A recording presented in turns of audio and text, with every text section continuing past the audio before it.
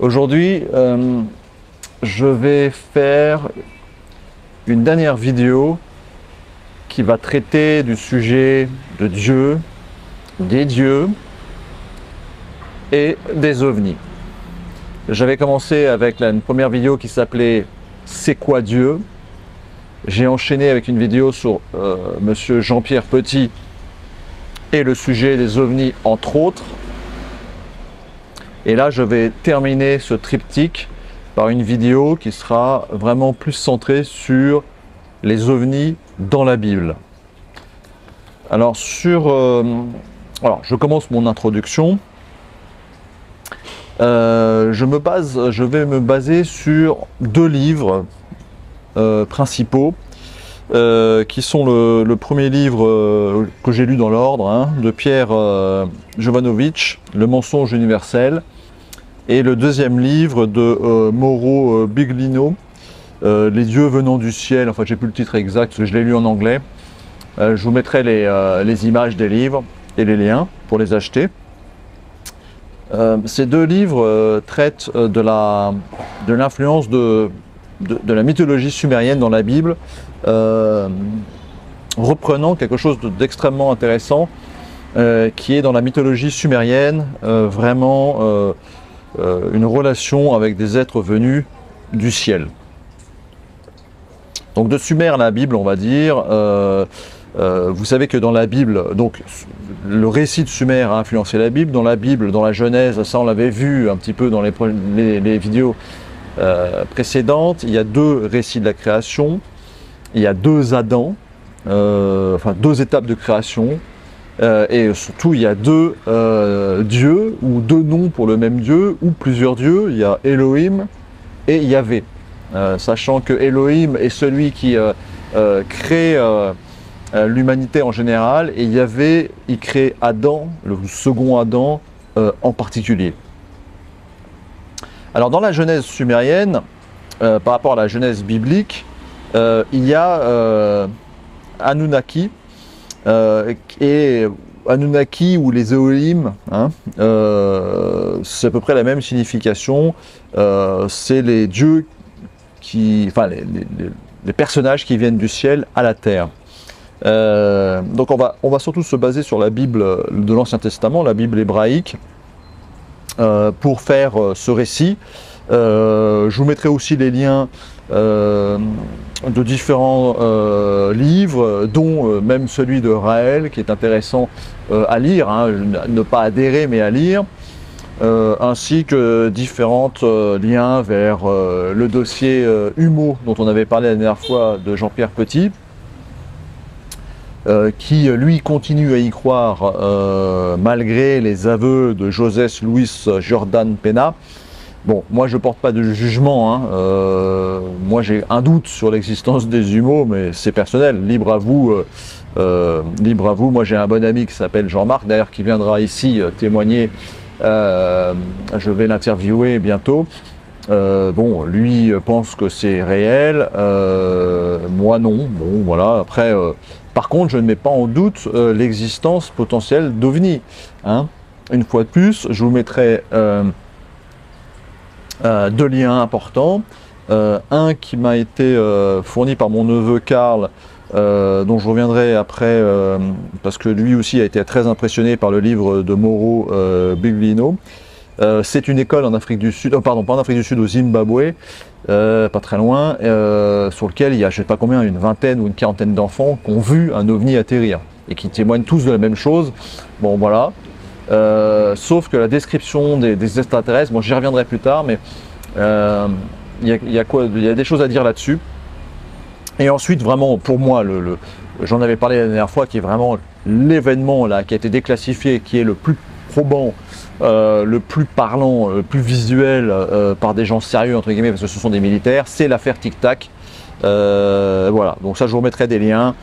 Ça c'est 2004, c'est le porte-avions de classe Nimitz, porte-avions nucléaire, donc un gros bataillon, enfin une grosse armada, qui là ont filmé donc cet objet Tic Tac par les organes de visée de chasse infrarouge. Bon, voilà, ça c'est du sérieux, ça c'est déclassifié. Vous trouvez les vidéos Aucune explication n'a été donnée à ce jour, mais comme j'ai dit sur la dernière vidéo, c'est peut-être tout simplement des armes hypersoniques chinoises, russes ou même américaines dont on n'a pas la connaissance. Hein. Je rappelle que un ovni est un objet volant non identifié. C'est pas forcément un objet venant d'une civilisation extraterrestre. Hein. Ça peut très bien être un objet terrien, secret, dont on ne parle pas. Vous savez, il y avait eu cette histoire dans les années 80, fin 80, peut-être un peu plus tard, je ne sais plus trop. En Belgique, il y a eu tout à fait des objets non identifiés volant dans le ciel belge. On pense maintenant aujourd'hui, alors beaucoup de ces objets volants sont des effets météo, etc., des réflexions. Mais là, on pense que c'était peut-être les premiers chasseurs indétectables américains, vous savez, les bombardiers indétectables américains. Voilà. Il faut bien qu'ils s'entraînent.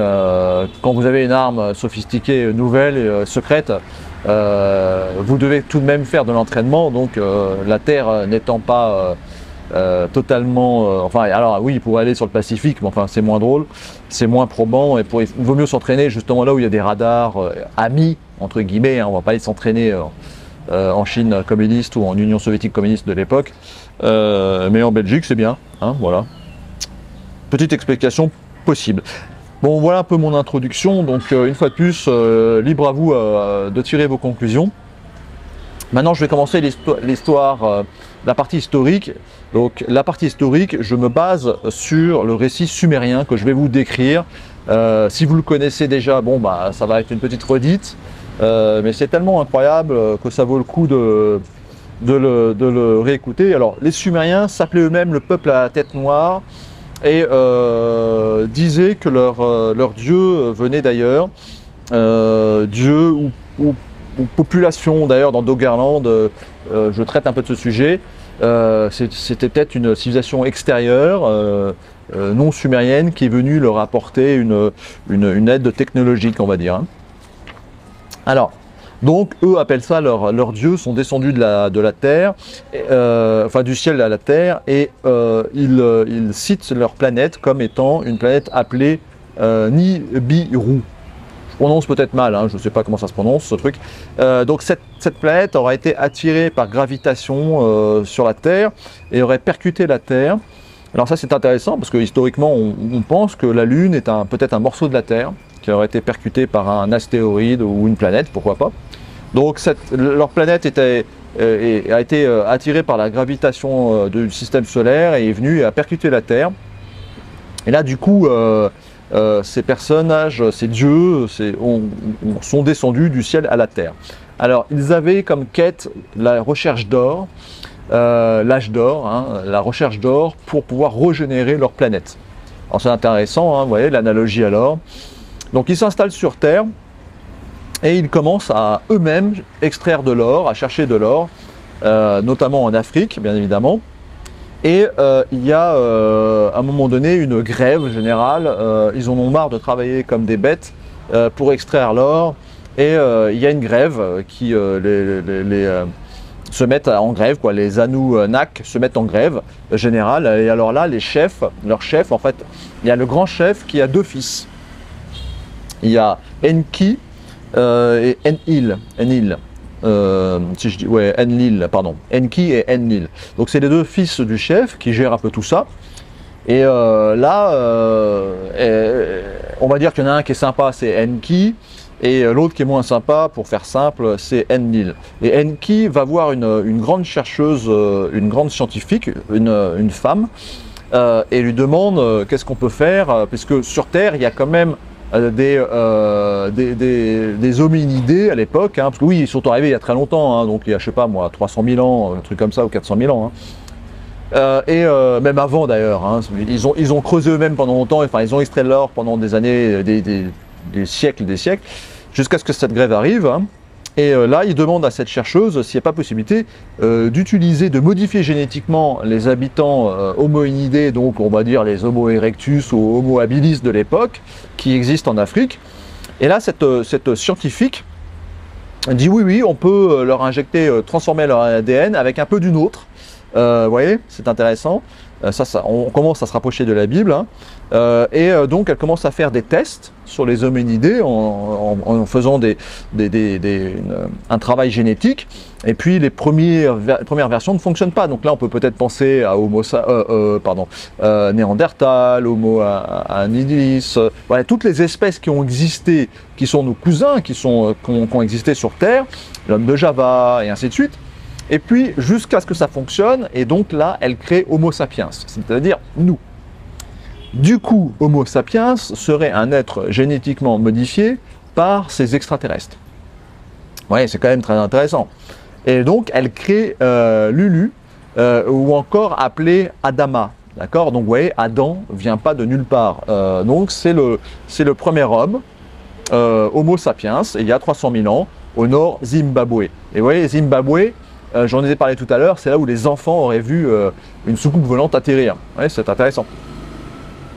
Alors voilà, donc Homo sapiens, nous sommes créés, et donc les Anunnaki, vont nous utiliser pour aller miner à leur place, et là du coup, eux rentrent en repos. Et ça, c'est encore une analogie avec les créateurs de la Bible, avec le Dieu de la Bible. Lui, après avoir créé le monde, les humains, etc., il rentre au sabbat, c'est-à-dire au repos. Donc là, ils se reposent du coup, et c'est les humains qui travaillent. Et il nous donne un petit peu, pour l'instant on n'est pas encore intelligent, donc c'est l'analogie avec le jardin d'Éden, on est dans le jardin d'Éden entre guillemets, et là il y a aussi une autre analogie, c'est parce que là on mine, donc on est sous terre, et ça c'est les enfers, d'accord? Donc pour l'instant on est dans les enfers, on extrait l'or et ainsi de suite, on commence on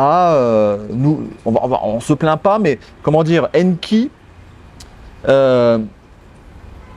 nous voit et prend un peu pitié de nous, d'accord? Et il commence à séparer un peu les travailleurs. C'est-à-dire, il y en a qui sont dans les mines, mais ils ont aussi besoin de nous nourrir. Donc, en fait, il prend des Homo sapiens et qu'ils amène dans le jardin, dans l'Éden. Et là, on devient agriculteur, on fait de l'agriculture. Hein, pour nourrir tout ce beau monde, il faut s'organiser. D'accord? Et donc, une partie sont à l'Éden, et alors du coup, ceux qui sont à la mine entendent parler de l'Éden, et là, c'est le paradis, forcément, par rapport aux conditions de travail au fond de la mine, et aux conditions de travail dans un jardin botanique, avec des arbres, etc. Voilà peut-être un peu la création du mythe de l'enfer et du paradis. Et comme Enki nous aime bien, il décide, sans l'accord de son frère, alors là, c'est très intéressant, de nous faire évoluer encore plus, d'accord ? Et là, il va nous apporter, il se transforme en serpent, et dans le jardin d'Éden, il nous apporte le savoir. Et surtout, comme on était, alors ça c'est encore très intéressant, on était des êtres génétiquement modifiés, un peu comme Monsantos, hein, mais donc on ne pouvait pas se reproduire. Hein. Vous voyez, c'est quand même très intéressant. Et donc il fallait toujours être créé, une nouvelle génération devait être créée par ces gentils dieux sumériens, et on ne pouvait pas on ne pouvait pas se reproduire, hein, procréer. Et donc là, Enki nous apporte la connaissance, il se transforme en serpent, il nous apporte la connaissance et il nous apporte aussi la possibilité de nous procréer nous-mêmes, de nous reproduire sans intervention génétique. Et alors là, c'est le début de la fin, puisque son frère, Enlil, qui apprend ça, devient très énervé. Et c'est le grand frère, Enlil, hein, c'est le grand frère, donc c'est un peu le chef. Et là, il nous chasse du paradis, là c'est fini. Basta, fini, on est chassé du paradis et on se démerde. Voilà, d'accord? À partir de là, et en plus la femme va accoucher dans la douleur, etc. Et donc on se démerde et on devient autonome, en quelque sorte, avec notre libre arbitre et salut. Voilà. Et donc, vous voyez, ça c'est totalement repris par la Bible après. Hein. Et ainsi, les hommes commencent à peupler la terre. Et donc là, on va rejoindre une autre histoire. Et, alors, ça dure des centaines d'années, toute cette belle histoire. Et tout d'un coup, les Anunnaki voient que les filles des hommes, donc nos filles à nous, hein, Homo sapiens, sont belles, désirables, et vont les voir et se reproduisent avec, d'accord? Et ça, c'est un passage biblique également, très intéressant. C'est la Genèse 6:40, pardon. Les géants étaient sur la terre en ces temps-là, après que les filles de Dieu furent venues vers après que les fils des dieux, donc les dieux sumériens, les Anunnaki, furent venus vers les filles des hommes, donc nos filles à nous, et qu'elles leur eurent donné des enfants. Ce sont ces héros qui furent fameux dans l'Antiquité. Donc en fait, il y a une nouvelle hybridation qui se crée par rapport génétique des Anunnaki avec Homo sapiens, qui a été aussi, lui, déjà génétiquement modifié par les Anunnaki, hein, vous le savez. Alors Enlil, qui n'aimait pas les hommes, là du coup il les aime plus du tout, parce que pour lui c'est une sorte c'est le nazi de service, on va dire, c'est une sorte de dégénérescence de la race Anunnaki, et là c'est le mythe de Noé, c'est-à-dire en fait c'est la volonté de détruire l'homme par l'inondation.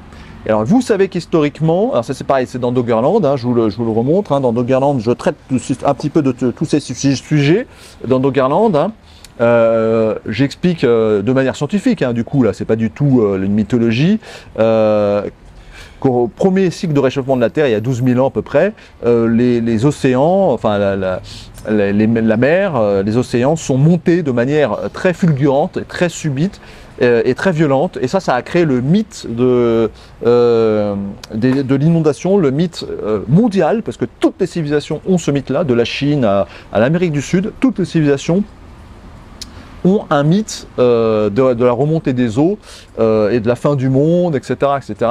Donc ça c'est quand même assez intéressant. Et donc c'est repris ici, donc Enlil en a marre des humains, de cette dégénérescence, et c'est le déluge, le mythe du déluge, et qui est repris par la Bible, etc. Et là, du coup, son petit frère, qui nous aime toujours, en cachette, construit l'arche de Noé et sauve les humains hybridés, nouvelle génération aussi, et les animaux. Et ça, on va faire un lien avec la Bible, puisque dans la Bible, vous savez que ce passage donc, de la biblique, est très controversé, peu expliqué ou mal expliqué, puisque pourquoi Dieu qui crée l'homme, si Dieu est unique, même s'il y en a peut-être deux dans la Bible, hein, parce que ça on l'a vu à la dernière vidéo, mais ou la vidéo sur Dieu, c'est quoi Dieu? C'est qu'il y a donc Elohim et Yahvé. Il y a deux créations, il y a deux Adams. Donc pourquoi il y aurait peut-être deux dieux? En tout cas chez les Sumériens, il y a deux dieux, il y a les deux frères.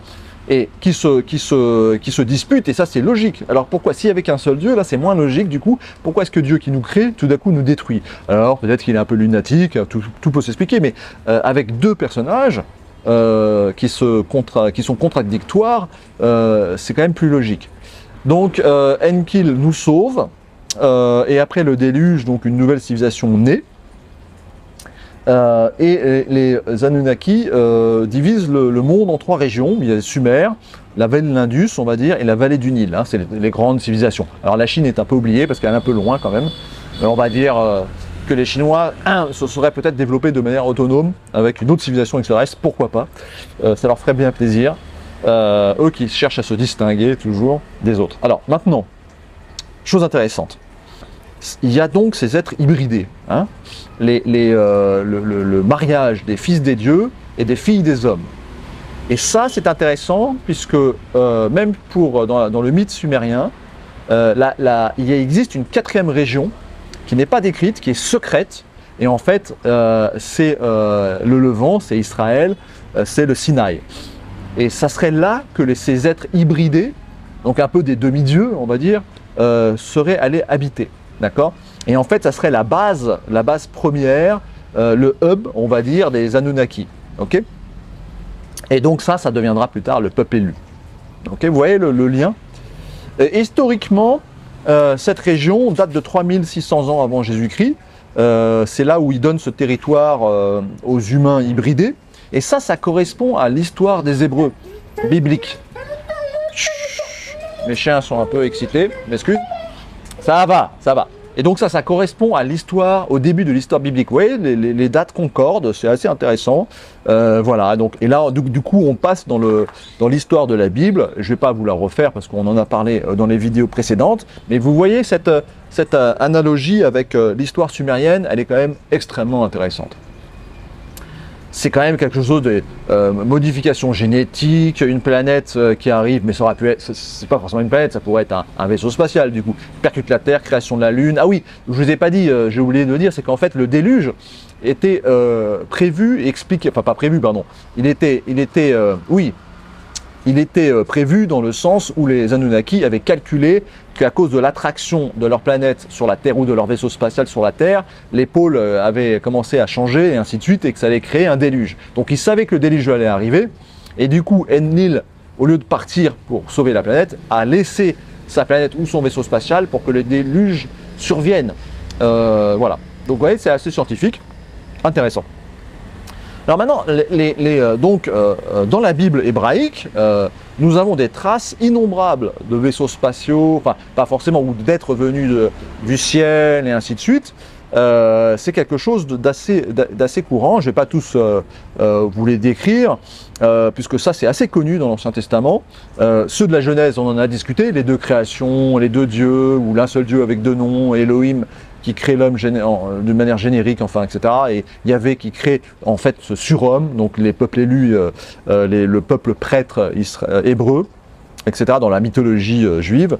Bon, donc je vais pas rentrer trop là-dedans parce que ça c'est connu, vous en trouvez plein. Par contre, je vais vous donner quelques indications sur le Nouveau Testament et le Coran. Parce qu'il y a aussi des liens avec des choses venues du ciel. Au-delà de Dieu et des anges, hein, bien évidemment. Alors, dans le Nouveau Testament, vous avez Matthieu 17,5. Comme Jésus parlait encore, une nuée lumineuse les couvrit, vint se placer au-dessus de Jésus et de ses disciples, et voici une voix qui se fit entendre de la nuée. Voilà, donc alors, vaisseau spatial, une voix qui, voilà, bon, étrange. Et comme les apôtres, alors ça c'est Acte 1, 9, 11. Oh, alors pardon, avant ça, je vais vous refaire Marc 9, 7. Toujours au sujet de la nuée. Une nuée vint les couvrir, se placer au-dessus d'eux. Et il en sortit une voix. Celui-ci est mon fils bien-aimé, écoutez-le. Jésus fut transfiguré devant eux. Ses vêtements devinrent resplendissants et d'une telle blancheur. Alors ça, c'est pareil, ça rejoint tous ces contacts ovnis, c'est toujours la même histoire, hein, la blancheur, la lumière, et ainsi de suite. Et là, je termine avec Acte 1, 9, 11. Et comme les apôtres avaient leur regard fixé vers le ciel, pendant que Jésus s'en allait, voici deux hommes vêtus de blanc, donc des extraterrestres, des anges, on ne sait pas trop, avec des combinaisons d'astronautes, pourquoi pas, leur apparut et dirent « Hommes galiléens, pourquoi vous arrêtez-vous à regarder vers le ciel? Ce Jésus qui a été enlevé au ciel du milieu de vous reviendra de la même manière que vous l'avez vu s'en allant. » D'accord? Alors si ça, c'est pas un enlèvement extraterrestre, c'est quand même intéressant. Hein. Alors une fois de plus, hein, je ne porte pas de jugement, j'en ai aucune preuve et je ne sais pas. Mais voilà, c'est intéressant. Alors maintenant sur le Coran, qui parle de monde. Alors c'est aussi très intéressant. Dans Sourate 2, verset 97, « Là sont des signes évidents parmi lesquels l'esprit où Abraham s'est tenu debout, vous savez, au bosquet, et quiconque y est rentré en sécurité. Et c'est un devoir envers Allah pour les gens qui ont les moyens d'aller faire le pèlerinage de la maison ou des mondes, et quiconque ne croit pas à Allah se passe largement des mondes. » Alors c'est quand même étrange, on parle d'autres mondes et ainsi de suite. Alors la traduction mot à mot est également aussi intéressante, je vous la conseille, je vous la lis, la même strophe. En lui il y a des signes interpellatifs évidents de la position prééminente d'Abraham. Et quiconque y entre en ses sécurités, et pour Allah, il incombe aux gens d'effectuer le hijjad, donc aller à la Mecque, au sanctuaire. Et quiconque est capable d'en trouver pour lui les moyens, et quiconque a mécru, alors assurément Allah n'a pas besoin à l'égard des êtres cognitifs. Alors, vous voyez, au sens littéral, ça change un peu, mais il y a toujours cette question d'être hors humain, qui n'est pas génétiquement humain, et là il parle d'être cognitif, donc une différence avec les animaux, et ainsi de suite, génétiquement modifié, pourquoi pas. Sourate 3, verset 108, tels sont les versets d'Allah, nous les récitons avec vérité et Allah ne veut point léser les mondes. Alors, vous voyez, les mondes, alors est-ce que c'est les hommes, ou est-ce que c'est les mondes, ou d'autres mondes? Bon, voilà. Étrange. Sourate 7, verset 80. Et Lot, quand il a dit à son peuple, vous livrez-vous à cette turpitude que nul parmi les mondes n'a commise avant vous. Voilà. Bon. C'est étrange, ces histoires de monde, et je tiens à vous rappeler tout de même que les musulmans à la Mecque tournent et vénèrent une météorite ou un morceau de planète. Alors, est-ce que ça serait un morceau de planète des Anunnaki? Pourquoi pas? Mais c'est intéressant. L'islam, qui est une région vraiment non iconique, iconoclaste, vénère une pierre, circule autour d'une pierre. Et le but ultime de tout pèlerin, c'est d'embrasser la pierre ou de la toucher. Hein, c'est une pierre noire, on ne sait pas trop ce que c'est secret, mais c'est une idolâtrie. Hein, ils idolâtrent une pierre. Extraterrestre, sans doute. De toute manière, si c'est du météorite, elle est extraterrestre par définition. Bon, voilà cette partie un peu historique. Vous voyez, il y a quand même beaucoup de choses liées, intéressantes. Et maintenant, je rentre dans la partie philosophique. Alors, la première question qu'on peut se poser, c'est déjà, pourquoi avons-nous besoin de maîtres, de dieux ou d'extraterrestres? Enfin, toutes ces histoires-là ont la même finalité. C'est qu'il y a un être supérieur à nous, qu'il soit divin ou extraterrestre, ou les deux, hein, pourquoi pas, plusieurs, uniques.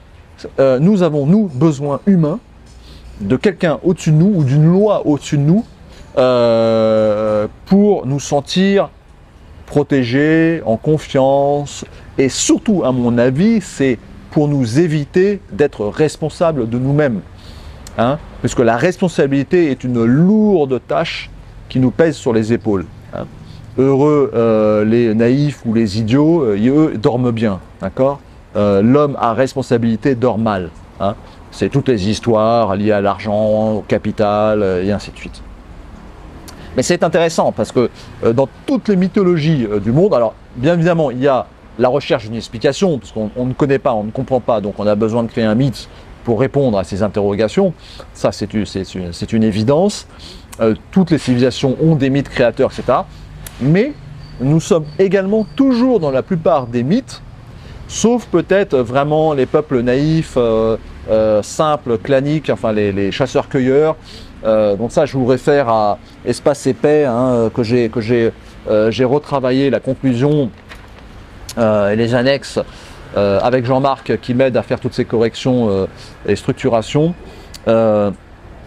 J'ai retravaillé toutes les annexes et là je pense avoir touché du doigt quelque chose de très intéressant, du passage justement des civilisations de chasseurs-cueilleurs aux sédentaires, de la complexification des sociétés et de ce besoin impératif d'avoir une autorité paternelle, un monde organisé, masculin. Voilà, je vous laisserai le découvrir dans le livre, mais c'est un besoin intrinsèque de l'humain. Nous ne sommes pas autonomes.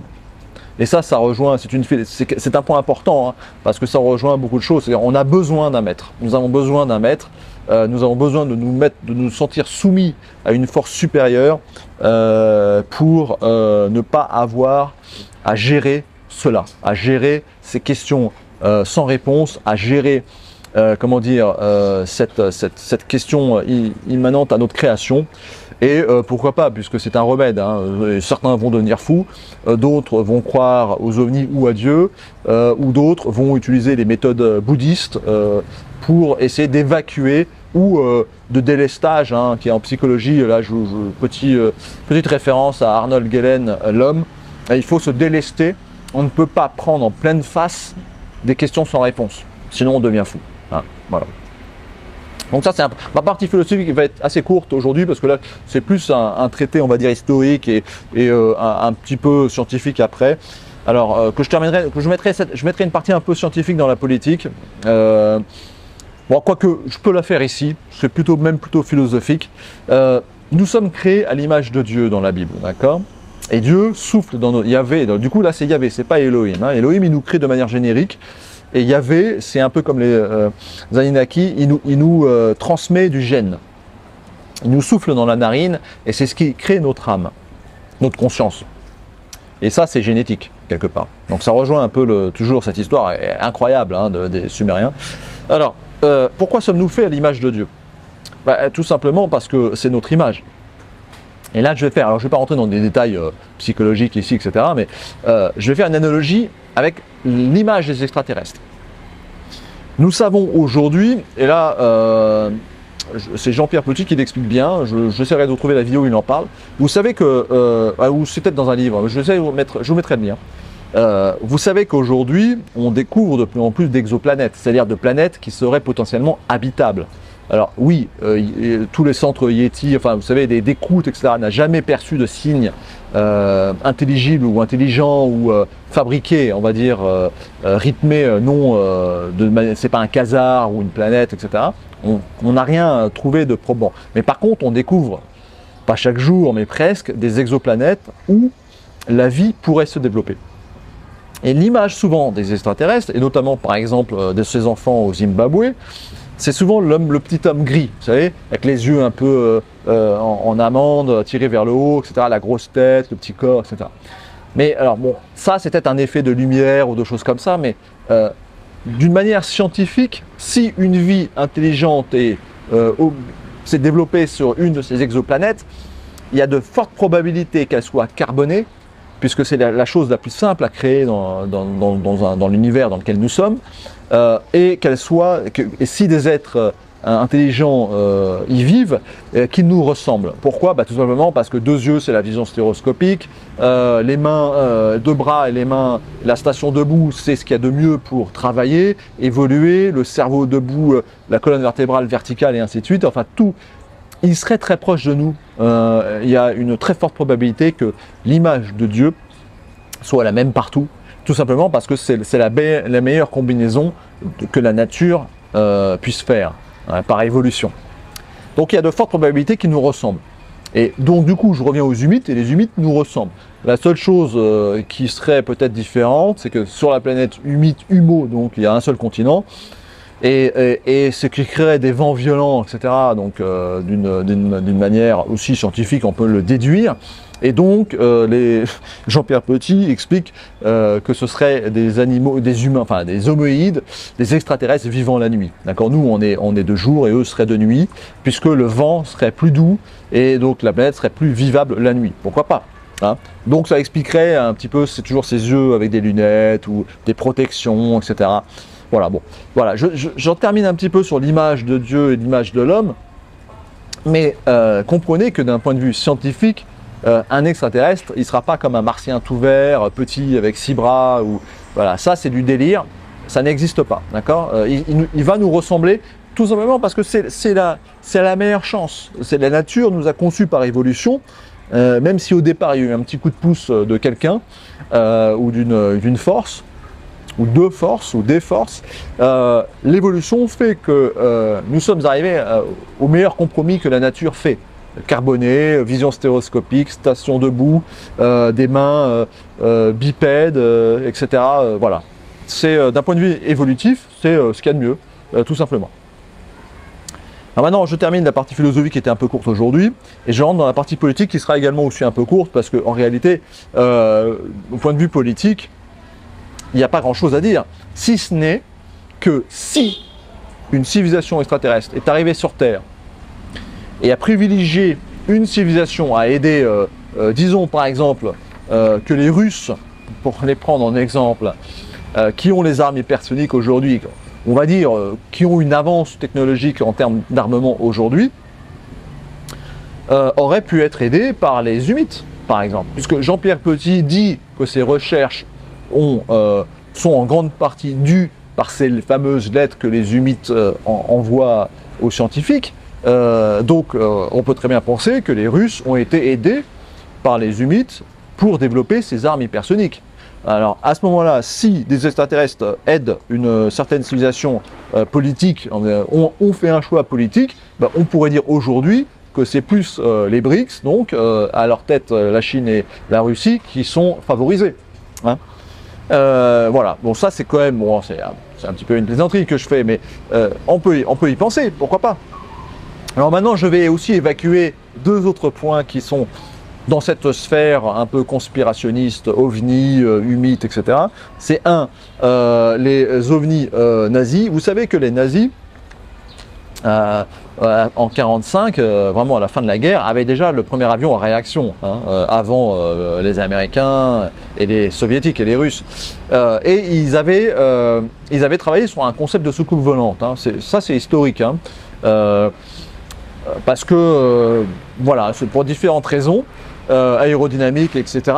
Et donc, le mythe, lui, par contre, a commencé après, en disant qu'en réalité, vous savez, c'est toujours la même histoire, qu'ils se seraient échappés dans leur soucoupe volante pour se réfugier au pôle Sud ou au pôle Nord, enfin bref, ou sur la Lune, voir carrément, ou sur Mars ou ailleurs, peu importe. Et que grâce à leur technologie de soucoupe volante, donc d'OVNI, et d'énergie illimitée et infinie, ça c'est le deuxième aspect de ce mythe, l'énergie infinie, donc les nazis seraient toujours là, parmi nous, alors avec les humides ou pas, je ne sais pas. Ah oui, alors les humides sont blonds aux yeux bleus en général, enfin pas blonds aux yeux bleus, mais enfin ils sont grands et toujours blonds, beaux, etc. Vous voyez, c'est toujours aussi un peu cette même histoire. C'est-à-dire en fait, même dans la mythologie, alors je reviens à Doggerland une fois plus, je ne vais pas vous le montrer, mais dans cette mythologie nazie et néo-nazie, de Blavatsky ou autre, de toutes ces sectes, on va dire, c'est toujours la même histoire, c'est que les Aryens, donc les nazis, enfin pas les nazis, mais ceux à quoi les nazis se référaient comme la race supérieure, est une race extraterrestre. Donc humites ou autre, je ne sais pas, mais même les humites, même dans les descriptions des humites, c'est des grands, plutôt blonds, plutôt bien faits, et ainsi de suite. Hein. Tant qu'à faire, pour faire un lien avec la philosophie, si on est créé à l'image des dieux ou de Dieu, autant que Dieu soit beau. Hein, ça coule un peu de source. Hein. Voilà. Bon, je termine sur cette partie politique parce que voilà, j'ai pas grand chose à dire. C'est juste que toujours ce mythe du dieu ou des extraterrestres qui nous créent, qui nous donnent une technologie. Ben là, en l'occurrence, alors ça serait plutôt les Russes, les pistonnés en ce moment, par ces armes hypersoniques. Voilà. Donc maintenant, je vais dans ma conclusion, qui sera également assez courte. Je n'ai pas de preuves ni de contre-preuves, donc à vous de vous faire votre idée. La seule chose, c'est ce mythe sumérien qui est extrêmement intéressant. Je vous invite à le lire.